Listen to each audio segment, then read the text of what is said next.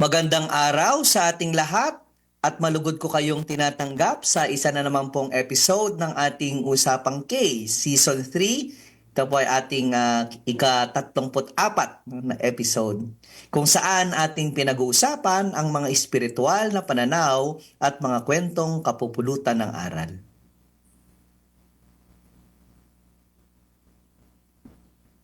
Sister Marisa, pwede po tayong mag-start ng ating panalangin. Sa ngalan ng Ama, ng Anak, at Espiritu Santo. Amen.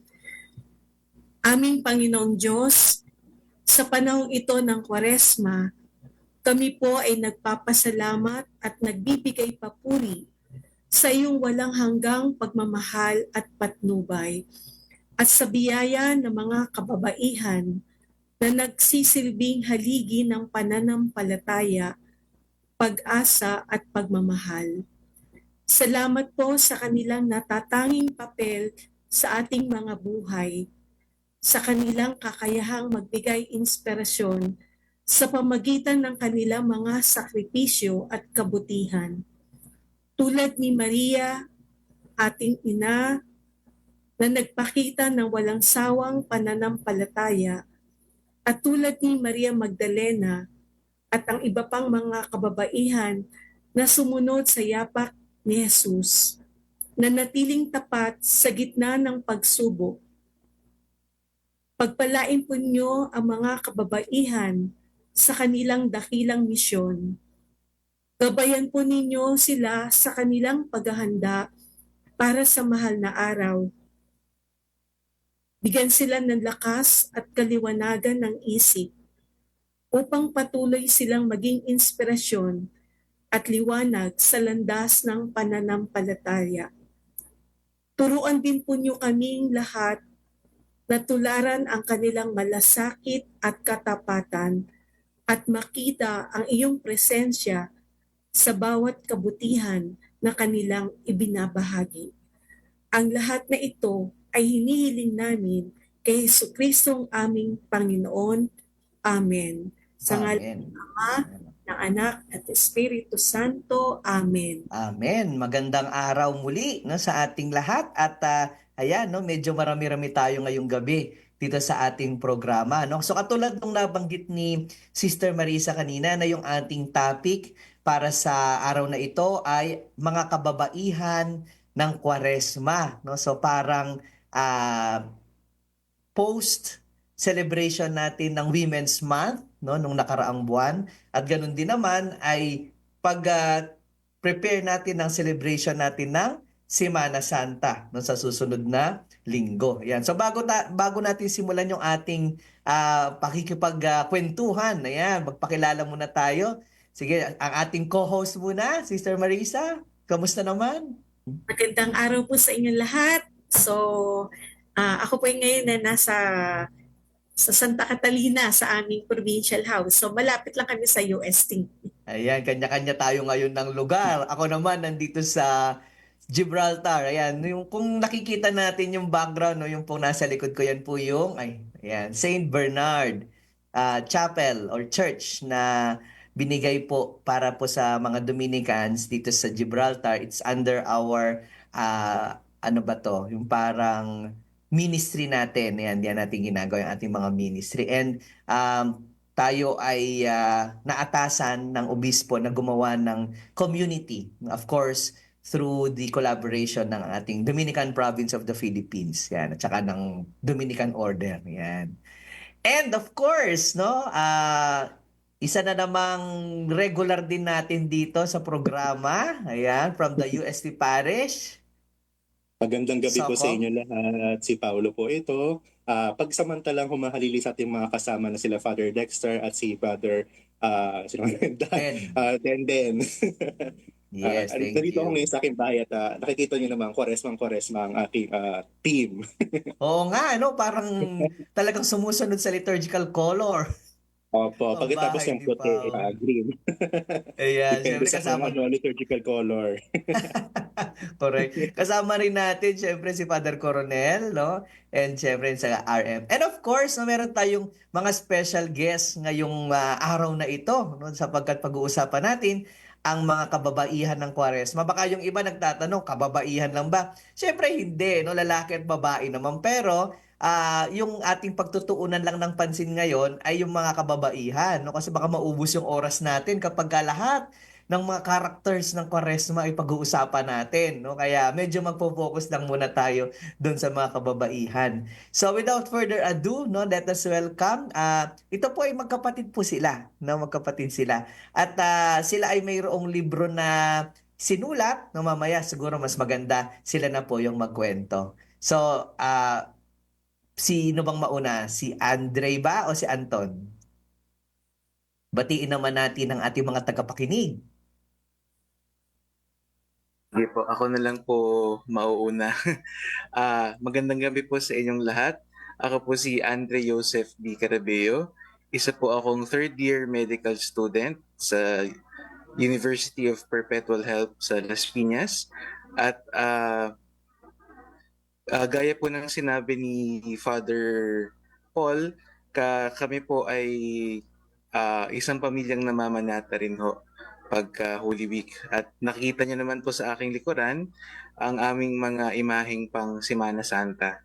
Yun lamang po. Thank you. Yan, mamaya siguro pag-usapan natin kung sino-sino yung mga yan, no? And then si Anton?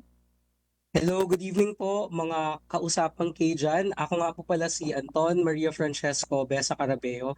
Actually, very kilalang kilala ko na rin po si Father Paul. Graduate po ako ng UST.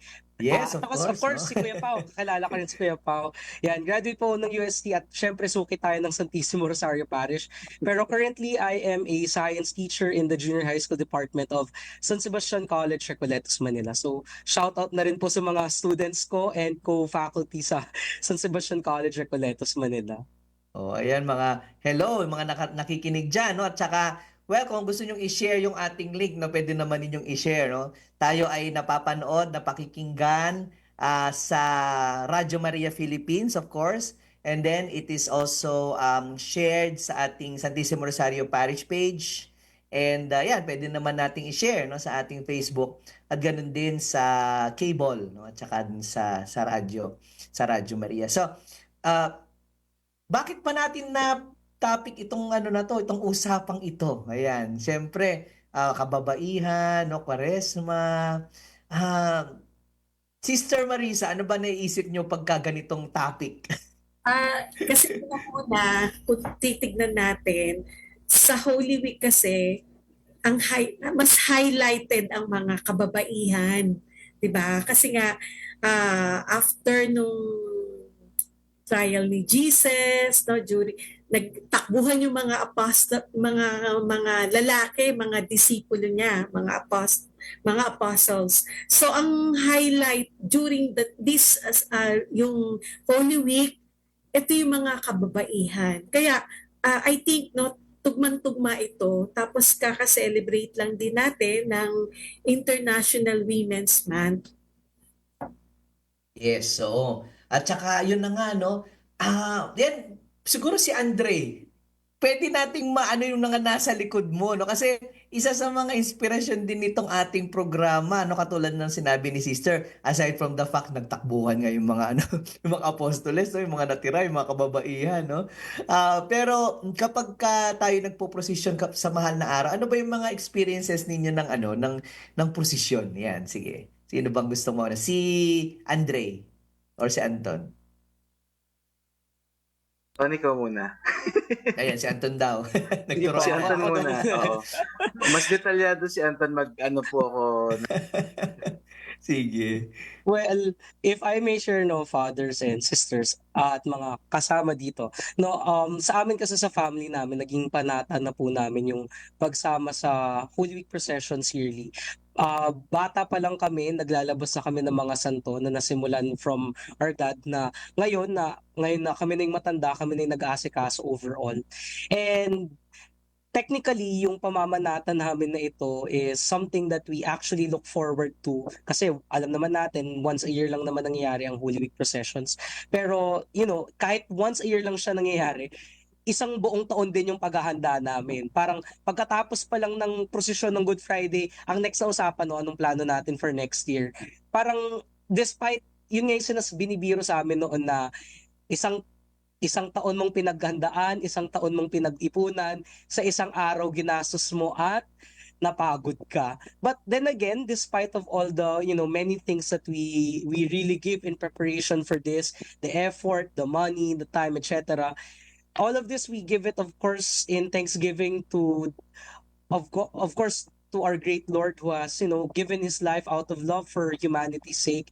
And it's a simple way also of giving back to whatever he's given to us. So in terms of experiences naman, siguro, yun nga, mostly gastos, pagod, effort, kasi nga everything very much into detail. Tinitignan namin yung maayos ba yung mga santo, okay ba yung mga nasa karosa, yung ilaw, the gas, the generator, the decorations. Pero hindi lang rin yun, kasi nga pati yung mga taong kasama naming namamanata, may pagkain ba, may enough ba yung water, kasi hindi lang din naman prosesyon yung pinaghahandaan po namin, but also yung yearly pabasa namin that we hold the Saturday before Palm Sunday. So talagang it's actually a long preparation, but also a long celebration na hindi lang din siya pamamanata, but it also serves technically as a reunion for family and friends na, yun nga, minsan lang din kami sa isang taon na nagkakasama-sama ulit ng ganito. Mhm.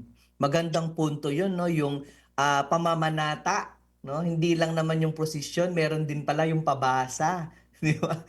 Meron nga pala nung mga ganun. Sister, naalala mo ba yung sa Spain? May experience ka ba? Kasi parang I have this idea na yung ginagawa natin sa Pilipinas, no, parang namana natin sa Spanya for Oo, kasi parang sa Sevilla tsaka sa Malaga ba ang usual na The other day we were sharing, no, yung isang sister namin na profess na siya pero nag-international juniorate. So we were sharing our experiences.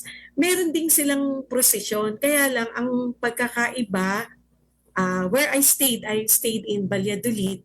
Yung mga member ng konfradiya, sila yung nagproposisyon.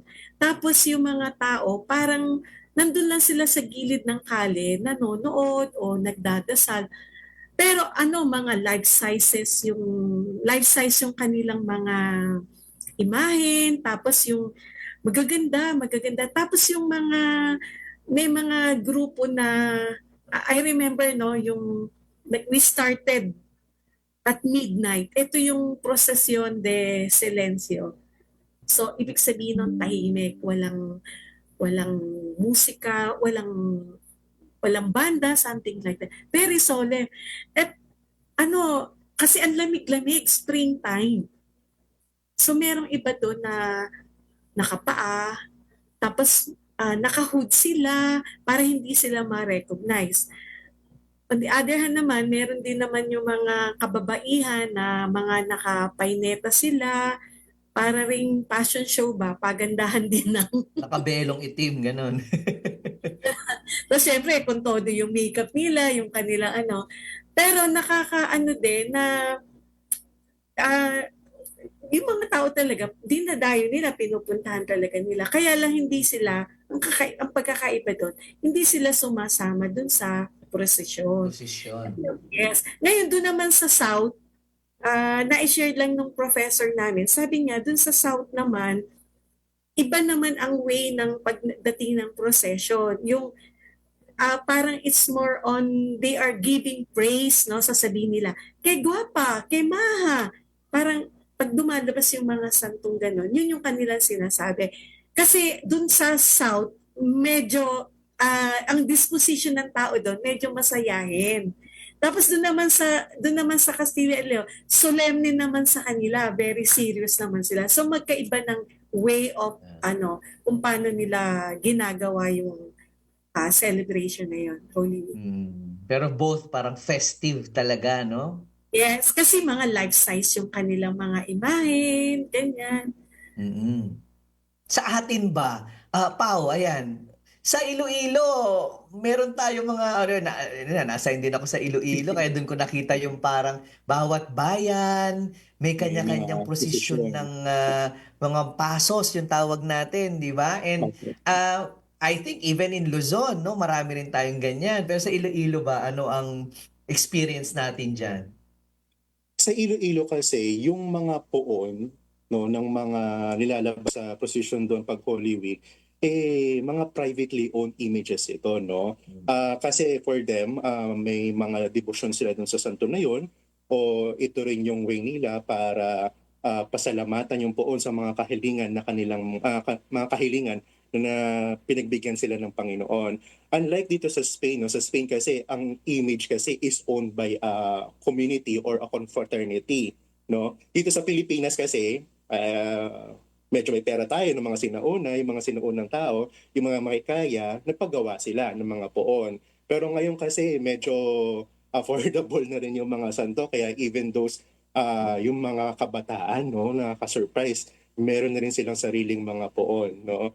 For example, yan sila yung magkapatid ng Carabeo, no, yan. Sina Andre, ayan, nasa likod nga eh. Example yan. No, kabata-bata pa lang, meron na silang mga poon at their age. Yes, ano Pero ba yung position Andre? kasi, sige pa, sige pa. Sige, Andre, ano ba ang observation niyo sa ganyan? Nung nasabi ni Pao, Well, no, na mas dumadami na yung mga may mga images or actually, yes, ganyan nga po yung trend na mas marami na pong nagkakaroon po ng santo ngayon, lalo na sa mga kabataan. I-credit na rin ho siguro natin because of the advent of the internet and social media, na dahil dito na ipapakilala yung tradisyon, yung art form, kasi most of all bukod sa art form po siya. Pero higit sa lahat, syempre po andyan po yung devotion, no? Deboto ako ng santong ito, kaya gusto ko magpagawa ng ganitong image. Mas lalo na po pag Holy Week. Ang pansin nga po namin lalo na po pag sa Holy Week procession, kung hindi po image po ng Sorrowful Mother ang gusto nilang ipagawa, female saint ang gusto nilang ipagawa, more than the minsan pa nga more than the passion scenes like the five sorrowful mysteries or some of the apostles. Siguro nakikita rin nila yung examples ng mga kababaihang ito, lalo na during the narrative of the passion. Pero siguro I'd like to mention na rin na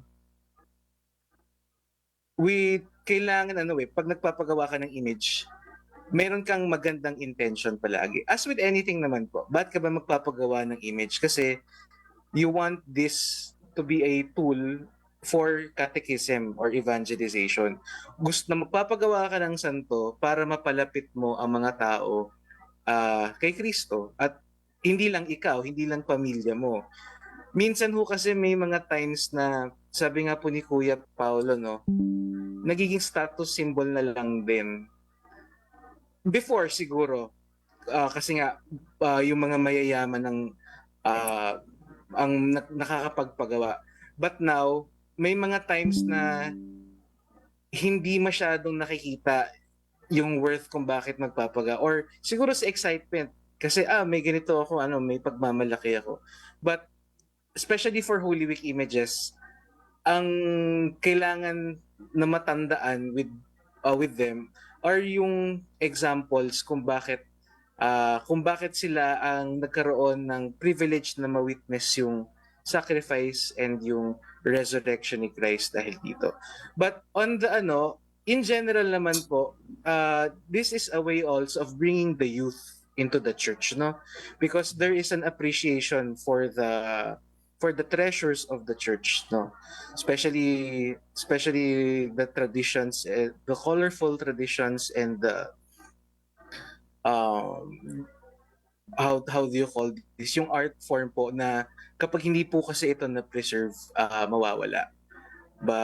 So yun po ang pinaka parang gist po ng mga magsasanto, most especially po pagdating sa Holy Week, no? While maganda siya, kailangan hindi lang panlabas siya nagpapaganda, kundi pati yung kalooban din po natin.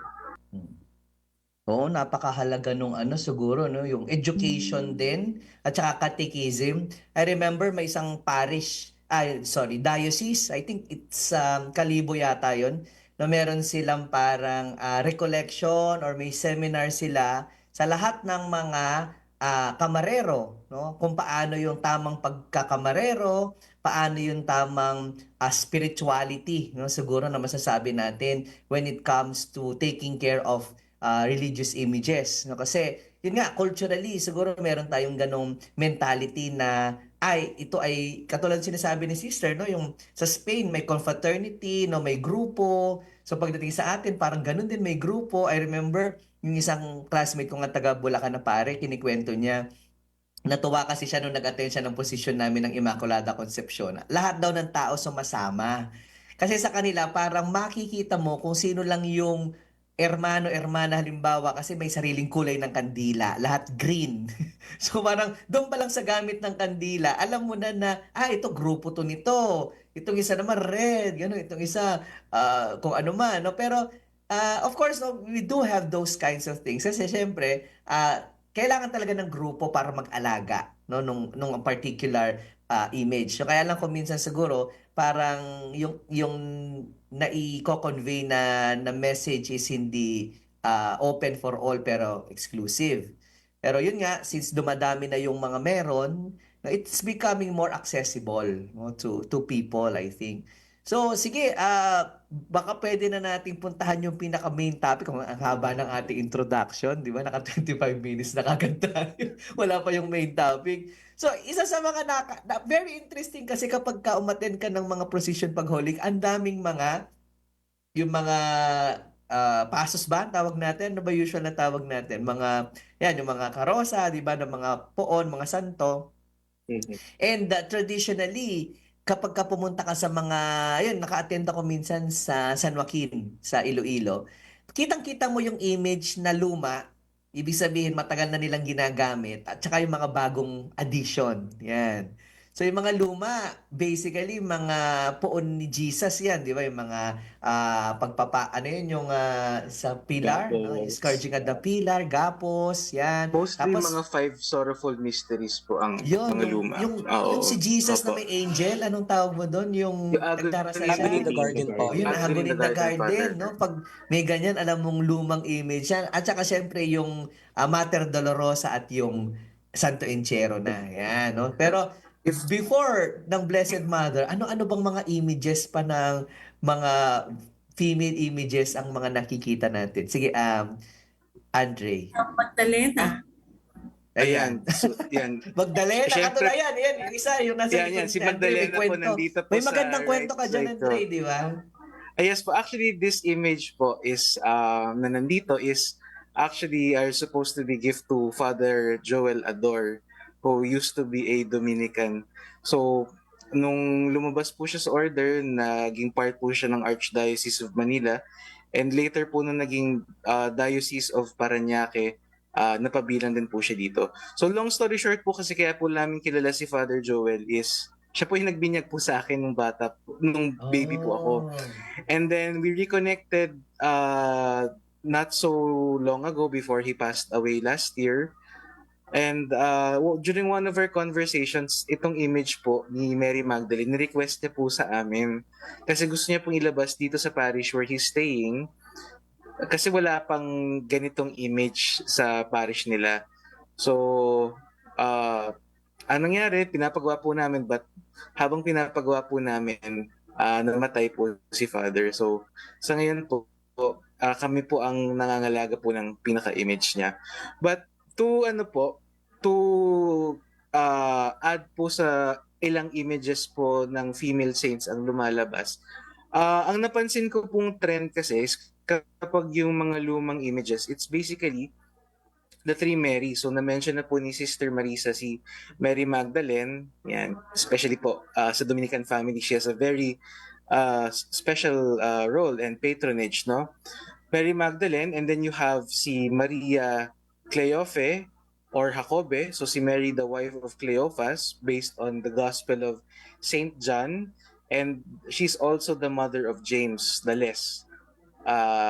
Since siya rin po yung sinasabi nilang the Virgin Mary's sister or her cousin. Since according to tradition then, her son James and Jude were cousins of our Lord. And then, andyan din po si Maria Salome, who is the mother of James the Great, and John the Evangelist, who is also here, na minsan napagkakamalan pong babae si Saint John kasi wala po siyang balbas sa mga apostles. So yung tatlong po yun, and they're collectively known as the Tres Marias.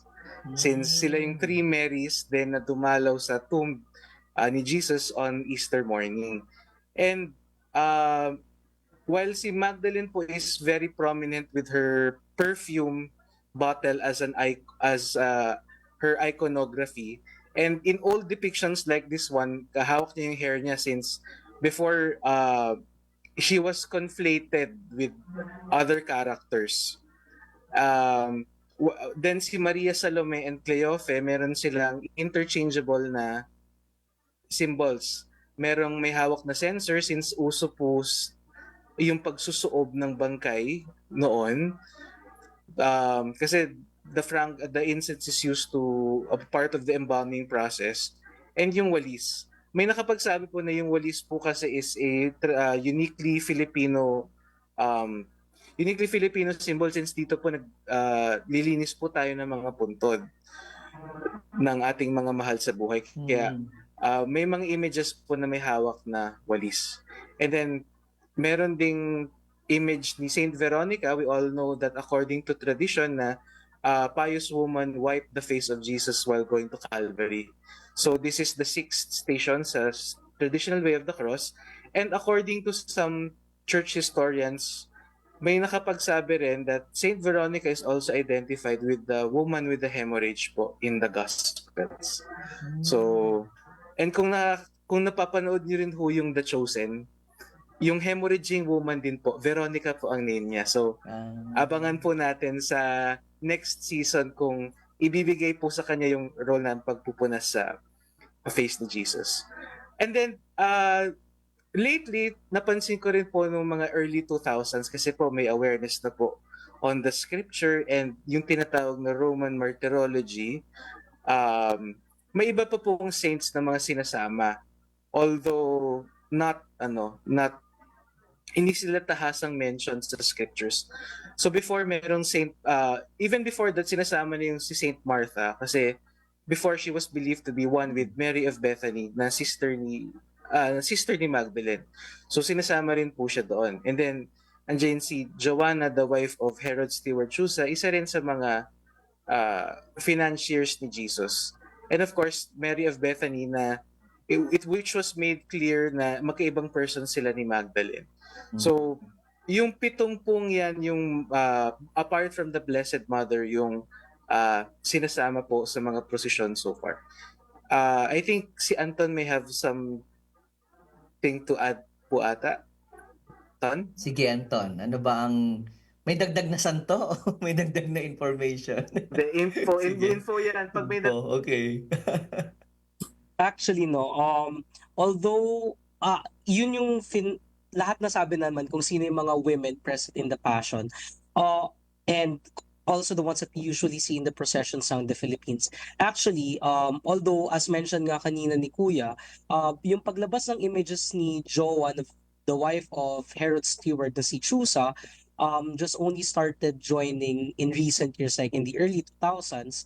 Pero if you look carefully, especially in the resurrection account of Luke, si Joanna, is one of the women who went to the tomb early morning of that Sunday. So, kaya nga, she's also given the title Joanna the Mirror Bearer, if I remember it right. So, that's one of the things na kaya rin naisama din recently in recent procession si Joanna, wife of Chusa.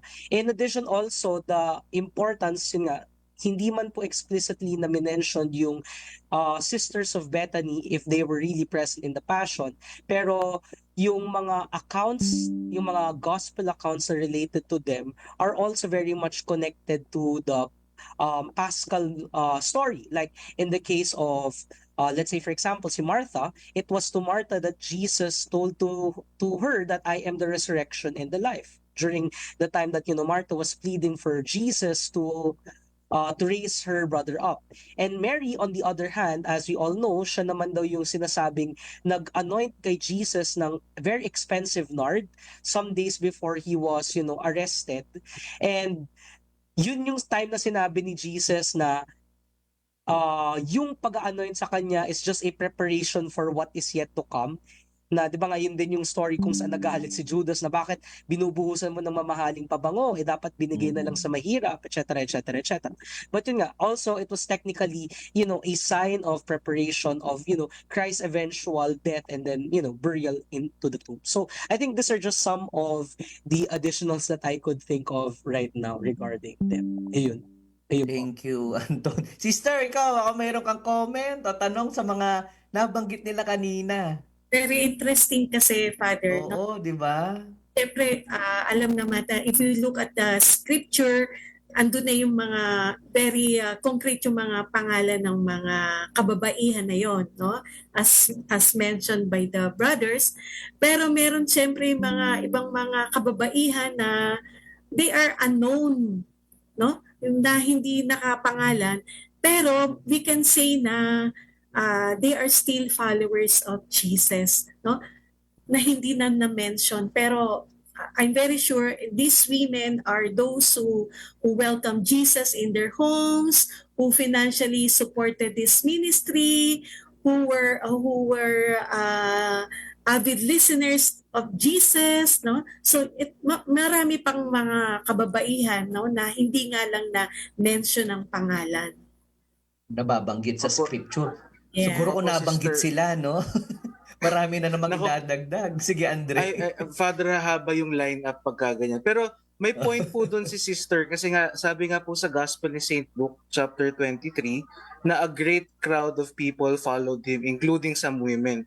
So ito po yung account ng meeting the women of Jerusalem. Yung sinabihan ni Jesus na do not weep for me but weep for yourselves and for your children. Kumbaga Children. pinapaalahanan ni Jesus na may mas importante pang bagay na kailangan pang iyakan kaysa sa pinagdadaanan ko. So something like that, no. And tama si sister, no, kasi napapansin din po natin especially in the Gospel of St. Luke.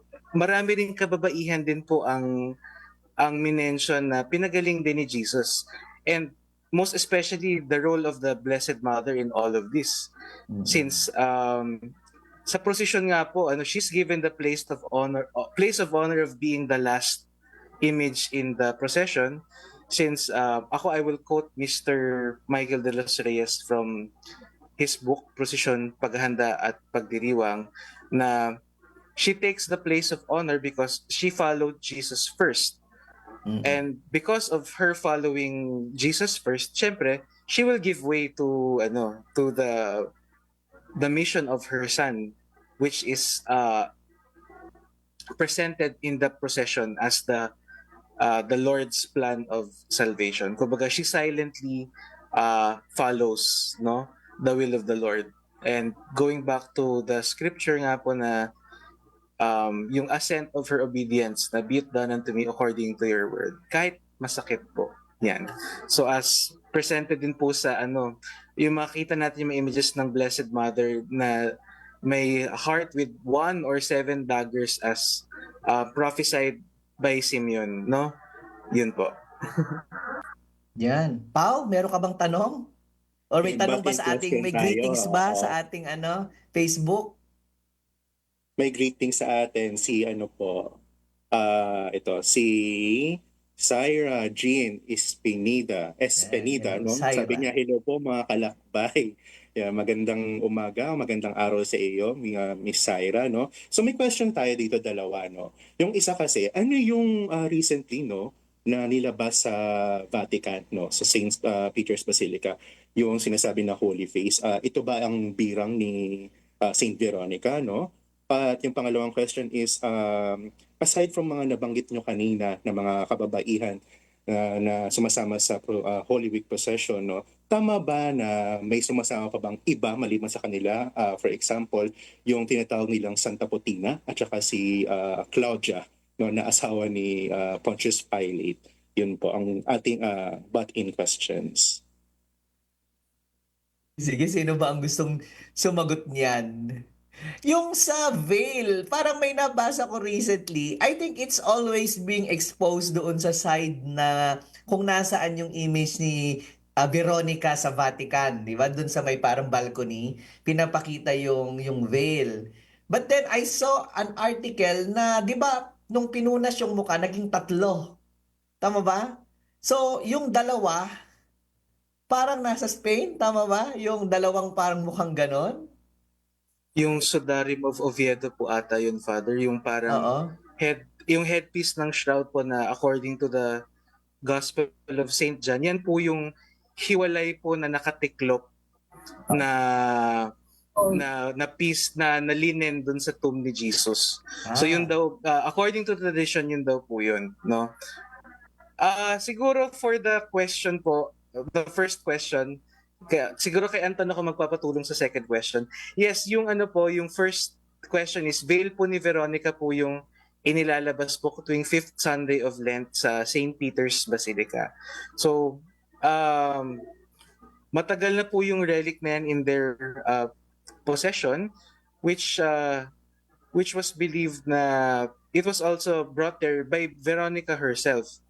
And meron pa nga pong kwento sa Golden Legend na iniharap pa ata ito kay Emperor Tiberius because he heard about Jesus and he wanted to meet him, but if I remember correctly, parang pinakita na lang din ni Veronica sa kanya to, or may somebody who inherited the veil and dinala po yun sa Rome. But apart from this, yun, kaya po nandyan na po siya sa Rome at this present time. So, with regard to the second question, tama po na hindi lang po sila yung mga na-mention po namin kababaihan na dapat isama sa procession. Pero kasi, there should be limits no on who could go out solo or solitaryo presented as a saint, because according to the canon law, only those who are approved by the church worthy of veneration or who have a cultus or devotion no, could be the ones who could be venerated as a saint. So may saint yung title, may halo sa ulo, dressed as a saint.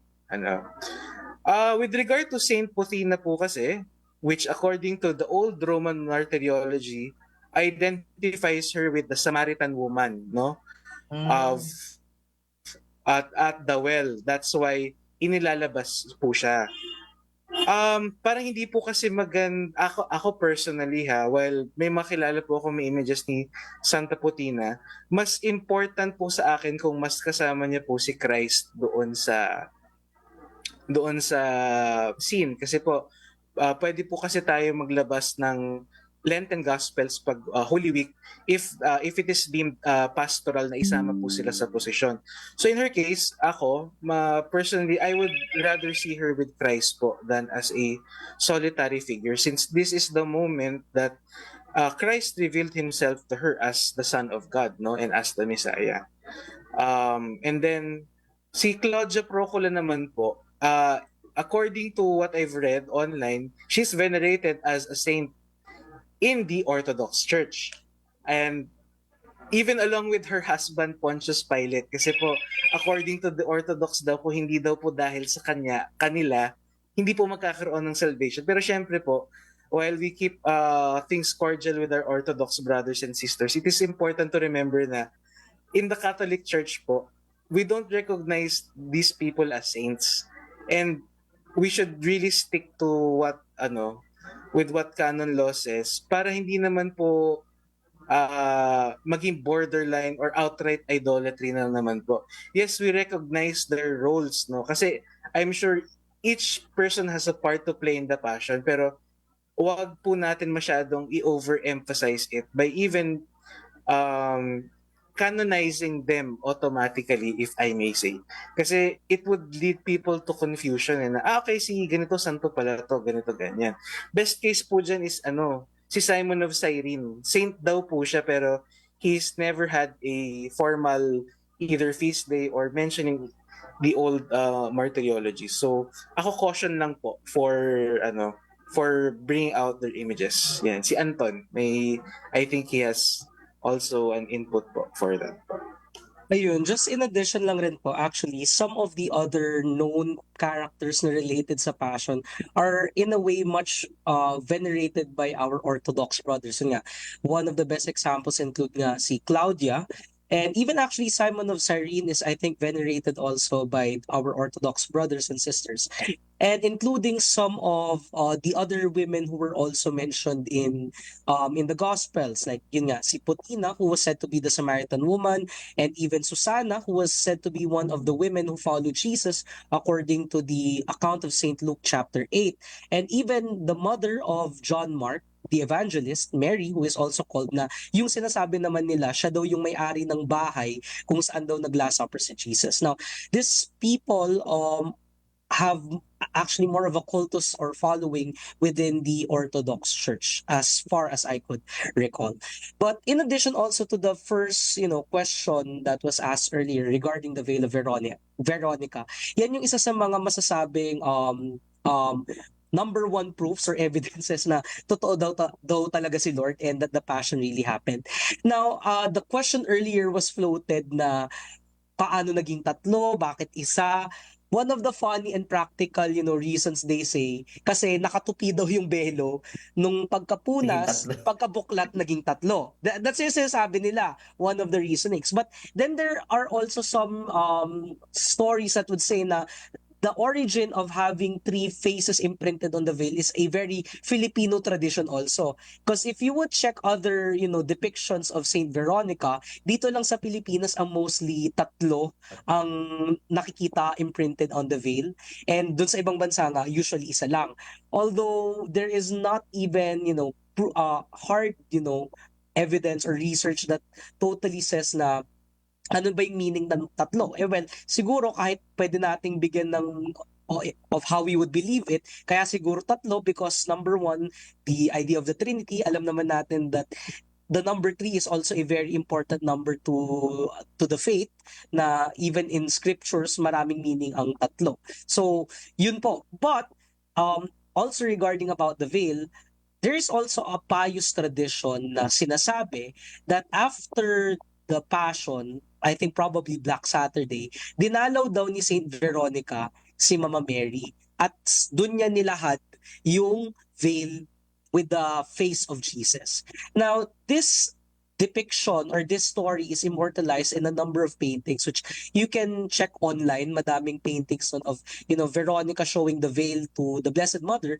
But here in the Philippines, in one of the towns in Laguna called Paete, meron silang tradition na Paete, salubong. yes. And the carving capital of the Philippines, they have this tradition, salubong. Well, commonly, di ba, naisip natin kapag salubong, it's the encounter between the risen Lord and the rejoicing Blessed Mother. But in Paete, they have a different type of salubong. At tatlo po ang salubong sila, which they do every Holy Wednesday. The first one is an encounter between the Sorrowful Mother and Christ carrying his cross, wherein actually they use mechanisms para magmukhang hinahawakan ni Mama Mary yung mukha ni Jesus. And the same thing also goes in the second station, in the second salubong, wherein Jesus naman meets Veronica. Yung image naman ni Veronica parang nagkukunwaring pinupunasan, may mechanism sila na kinukunwaring pinupunasan si Jesus.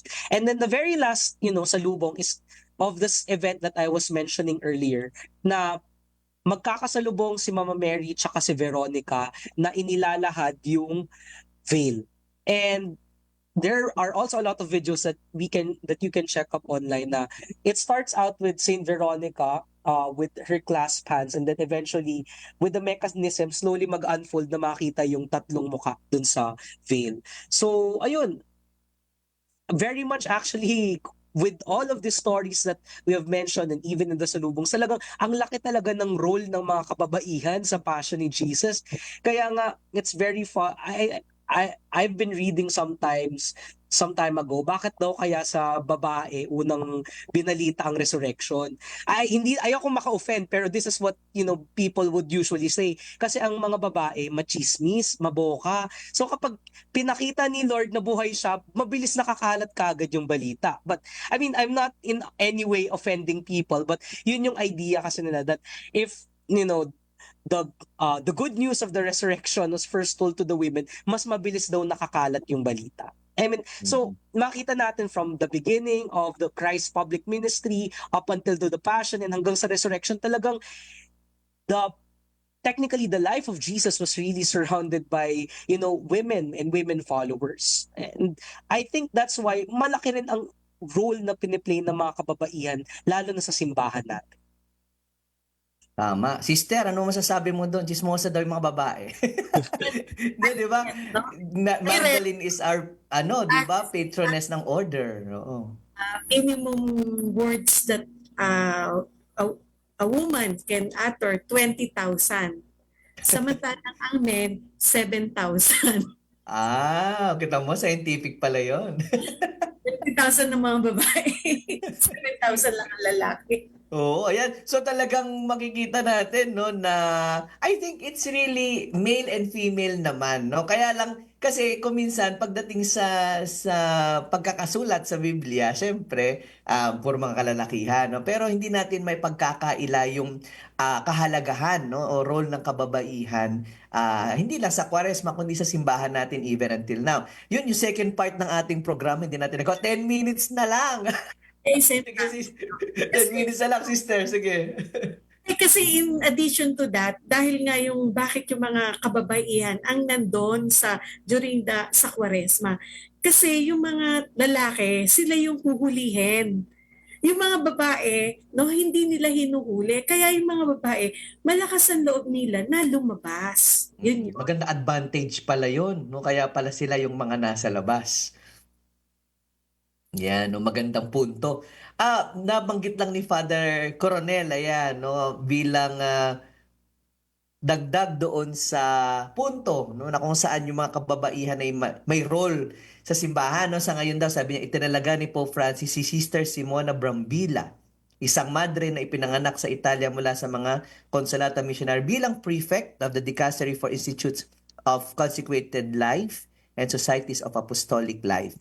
Ito ang kauna-unahang pagkakataon na isang babae ang magtataglay ng isang posisyong pamumuno sa isang malaking opisina ng Vatican. So, I think even with the synod on synodality, no, makikita natin doon na more and more, hindi lang mga kababaihan, bagkus mga ibang sektor din ng lipunan ay iniimbitahan na rin, no, ng simbahan upang magbigay ng kanilang mga opinyon, ng kanilang mga ideas, or how can we become a church sa panahon natin ngayon. Ayan. Pao, meron pa bang mga questions or mga greetings tayo? Wala pa naman po. Wala naman. Father, Yeah. okay lang po ba mag-shoutout lang, no? Kasi Yes, sige, Anton. si mami namin nanonood ngayon, kaya gusto ko lang batiin. Ay, Hi, hello Ma. po, Si Mami. Dr. Arlene Besa. Actually, nasa Korea po sila ngayon at babalik Wow. lang po sila in time for the Holy Week. Kasi nga Makakabalik naman sila. Opo, ang kasama niya yung youngest sister namin who actually is who celebrated her birthday last week, March 26, and yung trip na yun is both a graduation gift and a birthday gift para sa kanya. So, Wow, parang me time belated. nilang magmami, ayun po. Oh, maganda So, yan. Sige. And alam niyo po mga kalakbay, yan, sina Andre nga at saka si Anton. Nabanggit ko kanina may libro. May sample ba kayo ng libro? It's about the characters of Quaresma, Holy Week tama ba? question. Oo, can you tell us something about the book or kung meron kayo sa ba available yung libro? Ano inspiration ng libro? Yan. Actually, ang libro po is entitled Dissipate Tenebras, which when translated in English is Dispelling the Darkness. So, it's a compilation po ng mga reflections po on Holy Week images, which was inspired by the COVID lockdown kasi walang mga prosesyon, di po kayo makalabas. So, online reflection and reminiscing ng mga posisyon. But I wanted this, yan, hawak ni Anton yung sample po ng libro ko. It's filled with colorful pictures of Holy Week images, so the saints and the scenes in the Passion of Christ. May kasamang reading scriptures and reflections po. And most of the pictures po are by Anton. And several of our friends, si Gab Victorino, who else? my friend Alfred Villanueva, si Angelo Mangahas, and meron pa. Basta, it's a very wonderful companion for the Lenten season, lalo na po sa mga hindi po nakakapagpunta ng mga prosesyon, ano, it's a daily companion that you could start reading from Ash Wednesday all the way to Good Friday, so you could relive the tradition po of the Holy Week and be transformed by the Passion of the Christ. And siguro sa sharing, no, nung sinusulat ko po yung mga reflections, medyo nahirapan po ako doon sa last part, since sa last part ng mga procession, doon po yung mga kababaihan nakalagay, since sila po yung mga nakipaglibing. So hindi po naging on time yung reflections ko po noon. I had to write it later after yung Holy Week of 2021 kasi yan. And featured ko po dyan ang antique ivory image of the Santo Mater Domingo Dolorosa ba from yan? Santo Domingo Church. Yes. Yes. Opo. Yun po. So, I hope you could get a copy. It's available in all St. Paul's branches and in the following churches. Sa Santo Domingo Church, meron po niyan. Sa National Shrine of and later and now and recently proclaimed Minor Basilica of Mary Help of Christians in Parañaque, the Cathedral Parish of St. Andrew, also in Parañaque City, Shrine of Nuestra Señora del Buen Suceso. And meron din po sa Mater Dei Bookstore sa Malolos Cathedral sa Bulacan. And I think sa Calerwega meron pa rin pong mga stock po doon. And hope makabili po kayo. Yan. Yan, It's maraming a work, salamat. hindi lang po namin kapatid yan, but we hope you would enjoy it po. Yan. Naku, sana sa UST sa Santissimo Rosario, wala ba tayo sa bookstore, Pao? Kumuha na rin Magkakaroon na po kayo. tayo niyan. Bukas na bukas. Oo. Maganda yan kasi katulad ng sinabi nga ni Andre, yung hindi nabibigyan ng pagkakataong sumama sa prosesyon, lalo na siguro yung mga kababayan nating nasa abroad, nasa mga bansang hindi pwedeng i-practice yung faith. Hindi ko lang alam kung pwede magdala ng libro, ha? Pero I mean, yung mga ganong lugar, no, na mamimiss nila yung mga ganitong celebrations, it's a good parang participation nila at the same time marami silang matututunan doon, no. So no, ang bilis ng oras, parang 3 minutes na lang. So dito na tayo sa ating mga closing words, final words na maaring pwedeng i-take away na rin natin para sa ating mga kamanlalakbay, no. So usually yung ating pong last word ay nagsisimula sa letter K, yan. Pero kung wala kayong maisip, okay lang naman. Parang final message natin sa ating mga kababayan na nakikinig, mga kalakbay natin na nakikinig, parang ano na rin nila to, no? Parang pabaon na rin para sa Holy Week. Yan, sige. So bago ang lahat, salamat sa ating guest, no? Kay Andre at saka kay Anton Carabello. At syempre kay Pau. No, kahit na napakaiksi ng oras ng pag-imbita ay umuo kaagad sila. So maraming salamat sa inyo. Sige, sino ba ang mauna? Si Sister mamaya. Second to the last ka na, Sister, bago ako. Yan, mauna muna sila. Yung ating guest na muna. Sige, sino bang mauna? Pau, tapos yung dalawang magkapatid? Sige, ako muna. Ang huling word ko siguro para sa ating episode ngayon ay kalakasan, no? Masasabi ko kalakasan kasi ang mga kababaihan, bukod sa, ayun, malakas ang loob nila, kaya nilang i-tolerate lahat ng bagay, no? Yung masakit, impatience and all. Pansin ko lang din kasi bukod sa kanila, yung sa mga Holy Week characters natin, yung mga santo natin, no? From ancient times until so siguro yung mga contemporaries, pansin ko yung mga nakakatanggap ng sugat ni Jesus, mga karamihan, babae, no, yung stigmata na sinasabi natin. Napapaisip ako minsan, bakit kaya? Ba't kaya puro babae yung nabibigyan ni Lord ng stigmata? Naisip ko, kasi yung mga babae malakas, no? Kaya nilang tiisin yung sakit, no? Ito yung napapansin ko rin sa mother ko, pag meron siyang mga problema sa buhay, tahimik lang siya, hindi siya masyado mabokas. So sabi ko, kaya ng babaeng manahimik, no? Despite the fact na ang laki-laki na ng problema, ang dami ng mga nangyayari, tahimik pa rin siya, no? So yun ang aking take for this episode, no? Kalakasan. Next, yan. Sige, sina Anton or si Andre? Siguro, Father, ako na po mauna at Sige, Father, si Anton po muna para ano. i-relate ko dun sa sinabi ni Kuya Pao na yung mga babae, dahil sa kalakasan nila, kaya nilang maging tahimik or to put all these things in her heart, parang ang mahal na ina.